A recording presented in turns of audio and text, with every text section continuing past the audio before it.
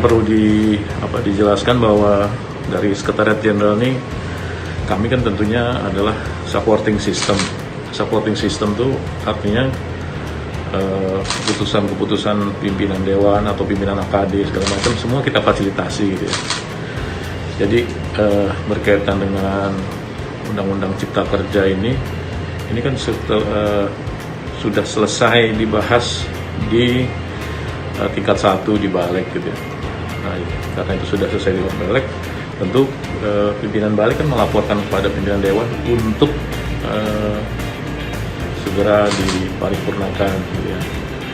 Nah, tentu mekanisme ini semua sudah diatur di dalam tata tertib. Jadi kesannya terburu-buru, kesannya tergesa-gesa itu tentu tidak ya, karena semua itu prosesnya sudah ada dibahas sangat panjang, dibahas. Balik itu juga di dalamnya terdiri dari semua perwakilan fraksi, di situ ada dibahas dan diputuskan. Sebelum dibawa ke paripurna pun dibawa ke satu mekanisme yang namanya BAMUS. Di BAMUS pun dibahas untuk agenda-agenda lain apa saja yang akan dibawa ke paripurna. Dan di situ di BAMUS juga semua tuh terdiri dari pimpinan-pimpinan atau perwakilan fraksi, juga ada komisi, jadi juga ada AKD. Jadi kalau di BAMUS sudah diputuskan sebagai mini DPR di BAMUS, sebenarnya itu semua partai, semua fraksi, semua komisi sudah terinformasi dengan baik apa agenda-agenda yang akan dibawa ke dalam paripurna gitu ya. Jadi itu semua mekanisme tertib itu semua ada. Mungkin hal-hal itu kan memang tidak terinformasi secara baik ke masyarakat, ke publik, ke netizen gitu ya. Jadi kesannya ada sesuatu yang diputuskan dengan cara-cara yang tidak sesuai dengan tatib. Dan tentunya memang ada pertimbangan lain berkaitan dengan waktu ya, waktu paripurna.